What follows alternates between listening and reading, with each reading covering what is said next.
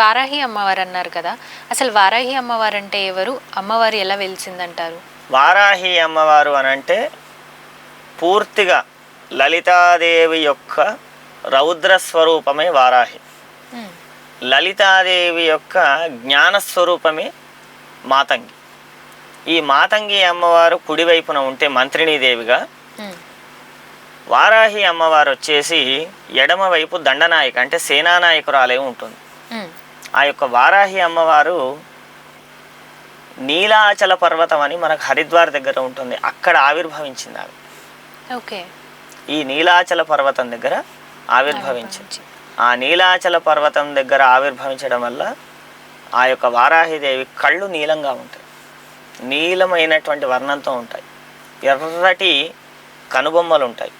తర్వాత వారాహి అంటే వరాహస్వామి వారి యొక్క స్త్రీ రూపం. వరాహస్వామి పురుషుడు నారాయణమూర్తి, అదే అమ్మవారు స్త్రీ రూపం దాలిస్తే, ఒకవేళ నారాయణమూర్తి స్త్రీ రూపం దాలిస్తే ఎంతటి రౌద్రంగా ఉంటుందో వారాహిదేవి అంతటి రౌద్రంగా ఉంటుంది. ఇదే విధంగా ఈ లలితాదేవి అనేకమైనటువంటి పర్యాయాలు వీటి మీద దండయాత్ర చేస్తూ వస్తుంది. కానీ ఇటు మాతంగీదేవిని అటు వారాహిదేవిని అడ్డుకోవడానికి భండాసురుడు ఏం చేశాడంటే తను కూడా 2 శక్తులను తయారు చేసుకున్నాడు. మొదటివాడు విషంగుడు, రెండవ వాడు విషుక్రుడు. విషంగుడు విషుక్రుడు వీళ్ళిద్దరిని కూడా వదిలేయడం వల్ల ఏం జరుగుతుందని అంటే, విషంగుడు అనేటువంటి ఆ యొక్క రాక్షసుడు, విషంగుడు అని ఎందుకు పేరు వచ్చిందంటే అతన్ని ముట్టుకుంటేనే విషం వచ్చేస్తుంది, అంతటి పాయిజనైజ్డ్ పర్సనాలిటీ అతను. విషుక్రుడు అంటే ఎటువంటి వాడికైనా సరే వాడి శరణాగతి పొంది వాడికి సరెండర్ అయిపోయేంత ఆకర్షణ బలం కలిగి ఉంటాడు విషుక్రుడు. ఇంకొకటి, ఈ విషుక్రుడు అనేటువంటి వాడు ఎటువంటి వాడినైనా హింసించగల సర్వసమర్థుడు. కాబట్టి వాళ్ళిద్దరిని ఎదుర్కోవడానికి అంతటి సర్వసామర్థమైనటువంటి లక్షణాలు కలిగినటువంటి ఇద్దరు దేవతలు కూడా ముందుకు దిగినారు. మనకు లలితా సహస్రంలో ఉంటుంది, మంత్రిణ్యం బా విరచిత విషంగ వదతోషిత. మంత్రిణ్యం బా విరచిత. మంత్రిణ్యం అంటే మంత్రిణీదేవి ఎవరన్నా ఇందాక మాతంగి, ఆవిడయే రాజశ్యామల. ఆవిడయే రాజశ్యామల.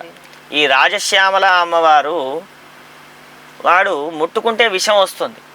మరి విషం అని అంటే ఏంటి? విషానికి విషమే విరుగుడు, విషానికి మందు లేదు ఈ సృష్టిలో.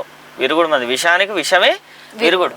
అటువంటి విషము తన శరీరం నుంచి ఉద్భవించి తననే హింసించేలాంటి ఒక గొప్ప నాటకం ఆడుతుంది. ఆవిడయే వీణాశ్యామల అంటాం మనం. ఈ యొక్క రాజశ్యామలే వీణ పట్టుకొని వాయించడం వల్ల ఆ యొక్క ధ్వనికి ఆ విషంగుడి యొక్క చెవులు బద్దలైపోయి చివరికి తన యొక్క విషం వల్ల తనే మరణించేటువంటి పరిస్థితికి వచ్చింది. అటు పిమ్మట విషుక్రుడు అనేటువంటి రాక్షసుణ్ణి అతి బీభత్సంగా భయానకంగా ఓడించి తన చేతిలో ఉండేటువంటి చండ్రకోల, అంటే మన గుర్రాలు నడిపేవాడి చేతిలో ఉంటుంది చండ్రకోల, ఆ యొక్క దండము అంటాం, దండనాయకి, దాంతో హింసించి కొరడ అంటాం మనం, ఆ కొరడతో హింసించి ఆ యొక్క విషుక్రుణ్ణి వారాహీదేవి సంహరించింది. అటు పిమ్మట అశక్తుడైనటువంటి, ఏ శక్తులు లేకుండా, ఏ సపోర్టు లేకుండా, ఏ విధమైనటువంటి అంగబలం అర్ధబలం లేకుండా ఒంటరివాడైపోయినటువంటి భండాసురుణ్ణి లలితాదేవి సంహరించి లోకకంటకుడైనటువంటి ఆ యొక్క భండాసురుణ్ణి నుంచి ఈ యొక్క సృష్టిని కాపాడింది ఆ యొక్క లలితాదేవి. ఇక్కడ కీలకమైనటువంటి పాత్ర అతిరౌద్రంగా పోషించింది వారాహిదేవి అయితే, అతి సున్నితమైనటువంటి శాంత స్వభావంతో ఇందులో మంత్రిణీ పాత్రను పోషించినటువంటి దేవదేవి ఆ యొక్క రాజశ్యామల.